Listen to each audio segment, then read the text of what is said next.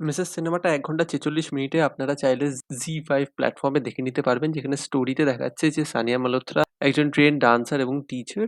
তো তার বিয়ে হচ্ছে দিল্লির একটা ঘরে যেখানে শ্বশুর-শাশুড়ি এবং তার স্বামী থাকে। তো বিয়ে হয়ে সে যাচ্ছে। যাওয়ার পর দেখতে পাচ্ছে শাশুড়ি নিজে হাতে সব রান্না করে সকালবেলা উঠে শিল নোড়ায় মসলা পেষাই করে। তারপর নিজে হাতে সবার জন্য খাবার তৈরি করে এবং ওখানকার যে ছেলেরা রয়েছে বাড়ির ভিতরে মানে স্বামী এবং শ্বশুর দুজনে ঠুটো জগন্নাথ, হাত বাড়িয়েও কিছু নেয় না, নিজের জামাকাপড়ও নেয় না স্নান করে।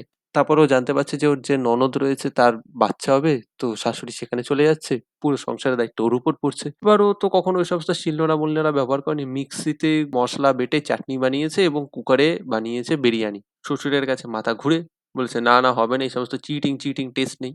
তো তারপর ম্যানুয়ালি সব করতে শুরু করে। তারপর আস্তে দেখতে পারে যে পেট্রিয়ার্কাল সোসাইটি লোকজন একদম ভাবনা চিন্তার ওর ফিলিংস এর ভ্যালু দিচ্ছে না। তো আস্তে বিভিন্নবার ওই জিনিসটা ফেস করে চাকরি করতে চায়, চাকরিও করতে দিতে দেয় না। তো একদিন বাড়িতে একটা হাউস পার্টি হয় এবং ওর ধৈর্য্যের বাঁধ ভেঙে যায়। ও ডিসাইড করে যে ঠিক আছে বেসিনে যেখানে জল লিক করছিল ওই জলটাই গ্লাসে ভরে ওদেরকে খেতে দিয়ে দেয় এবং ওর স্বামী এসে যখন বলে কি হচ্ছে জলটা ওর মুখে ছুঁড়ে মারে এবং ও বাড়ি ছেড়ে চলে যায়। বাবা-মার কাছে যায়, বাবা-মা বলে অ্যাডজাস্ট করো তারপর ও ইন্ডিপেন্ডেন্টলি আবার এজ আ ডান্সার নিজের লাইফ শুরু করে এবং দেখা যায় যে ওর যে স্বামী রয়েছে সে আবার বিয়ে করে আবার যেরকম ওরা লক্ষ্মীমন্ত বউ চেয়েছিল সেটাই পেয়েছে। তো এই হচ্ছে মিসেস এর গল্প এবং সিনেমাটা হচ্ছে আপনার ২০২০ কি ২১ এ দ্য গ্রেট ইন্ডিয়ান কিচেন বলে একটা সিনেমা বানিয়েছিল জিও বেবি, তারই রিমেক। দেখুন এই সিনেমাটা যদি আপনার ভাল লাগে আপনি জানবেন রিমেকটা ভালো বলেই এই সিনেমাটা আপনার ভালো লেগেছে।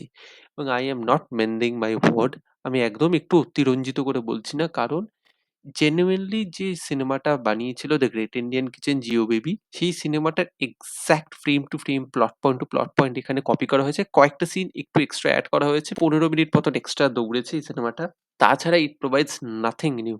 হ্যাঁ, পারফরম্যান্স এর দিক থেকে সানিয়া মালহোত্রা ভালো কাজ করেছে এবং সানিয়া মালহোত্রার যে স্বামী এই দুজনের কাজ মোটামুটি ভালো। সানিয়া মালহোত্রার উপরই পুরো সিনেমাটা দাঁড়িয়েছিল and she did a terrific job. কিন্তু তাছাড়া যদি আপনার স্টোরি দেখে রিলেটেবল মনে হয়, আপনার প্লট ডিভাইসেস গুলো দেখে রিলেটেবল মনে হয় এবং দেখে মনে হয় এরকম জিনিস আমরা দেখেছি আমাদের বাড়িতে বা বাড়ির আশেপাশে বা কোনো রিলেটিভ এর সাথে, আপনারা জেনে নেবেন জিও বেবি অ্যাকচুয়ালি ভালো লিখেছিল। কারণ এখানে দেখাচ্ছে ওখানে দেখাচ্ছিল সাদার্ন ইন্ডিয়া, এখানে শিফট করে নর্দার্ন ইন্ডিয়ায় দিল্লি দেখিয়েছে। তো আপনি একটু পাঞ্জাবি অ্যাকসেন্ট এর কয়েকজন কথা বলে নিল এবং মাটন খেতে চাইলো, বিরিয়ানি খেতে চাইলো, তাহলেই আপনার ওটা দিল্লি হয়ে গেল। এটা আমি একদম মানতে নারাজ। ওটা কিভাবে আপনি জাস্টিফাই করছেন ওখানকার কালচারের ব্যাপারে, ওখানকার মানুষের সেন্টিমেন্ট এর ব্যাপারে, সাইকোলজি, বিহেভিয়ারাল প্যাটার্ন সেটা কোনোভাবেই কিছু চেঞ্জ আনছে না।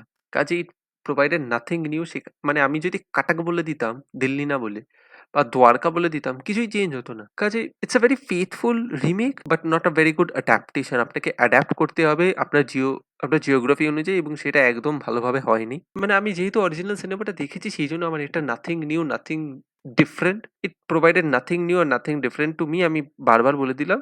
তাছাড়া আপনারা যদি দ্য গ্রেট ইন্ডিয়ান কিচেন না দেখে থাকেন তাহলেই এই সিনেমাটা আপনার ভালো লাগবে। যদি দেখে থাকেন it's a very unnecessary remake আপনার মনে হতে পারে।